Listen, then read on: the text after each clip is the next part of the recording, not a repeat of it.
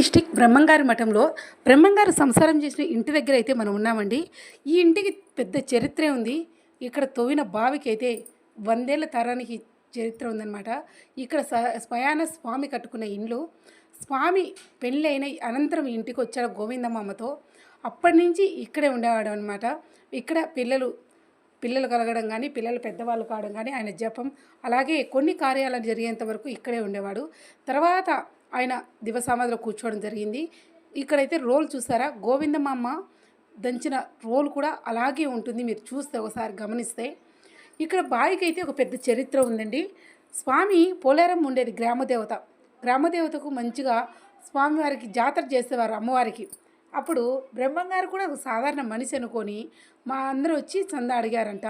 కానీ స్వామి నిరాకరించాడు. నా దగ్గర అంత డబ్బులు లేవు, సరే మీరు అడుగుతున్నారు కాబట్టి అమ్మవారికి ఒక రథం చేయిస్తాను, నేను వడ్రంగిని కదా అంటే చెక్క పని చేసుకునేవాళ్ళు ఆచార్యవారి అన్నమాట. బ్రహ్మంగారు వడ్రంగిరి అంటారు అప్పట్లో. అలా చేసేవాడిని కదా, ఒక రథం చేయిస్తాను అని చెప్పాడంట.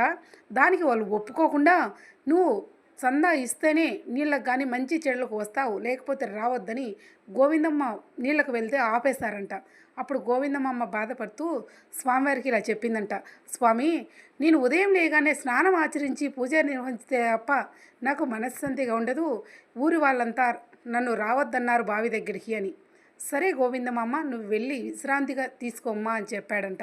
ఆలోచించి జింక కొమ్ముతో తెల్లవారేసరికి ఈ బావినైతే తవ్వేశాడు.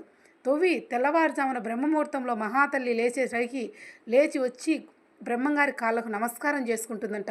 అప్పుడు స్వామి చెప్పాడంట, గోవిందమ్మ మన పెరట్లోనే బావి తవ్వాను, గంగాదేవికి పూజ చేసి నీళ్లు చేతుకోమ్మా అని చెప్పాడంట.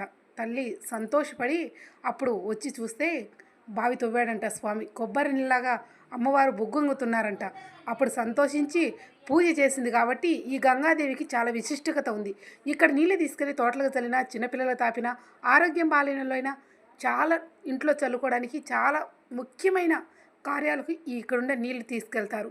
ఎందుకంటే గోవిందమ్మ ఫస్ట్గా చేతుకునేటప్పుడు మంచిగా పూజ చేసి గోవిందమ్మకు నీళ్లు చేదుకుందంట. అందుకే ఆ బావికి అంత విశిష్టత. కానీ చెక్క పని చేసేది మాత్రం ఇక్కడే. రచ్చబండ అంటారు కదా, బ్రహ్మంగారి మఠం వచ్చే వాళ్ళకి చాలామందికి కూడా బ్రహ్మంగారి ఇల్లు ఎక్కడ, రచ్చబండ ఎక్కడ అని అడుగుతూ ఉంటారు. ఇక్కడే స్వామివారు ఇక్కడే చెక్క పని చేసేవారు. ప్రశాంతంగా అరువు మీద కూర్చునేవారు. ఇక్కడే చాలా సమస్యలు, అలాగే చాలా పరిష్కారాలు. ఇలాంటి వీడియో కోసం ఇలాంటి బ్రహ్మంగారి మఠం గురించి ఇప్పుడు బాగా తిన్నాలి కదా, ఎక్కడ గుడికి ఉండొచ్చు, తిన్నాలో మనం ఎక్కడెక్కడ రెస్ట్ తీసుకోవచ్చు, ఎక్కడ రూమ్స్ ఉంటాయి, ఇలాంటి తదుపరి వివరాలు ఏమైనా కావాలనుకుంటే తప్పకుండా ఒక లైక్ చేసి కామెంట్ చేయండి. తప్పకుండా వీడియో అప్లోడ్ చేస్తాను.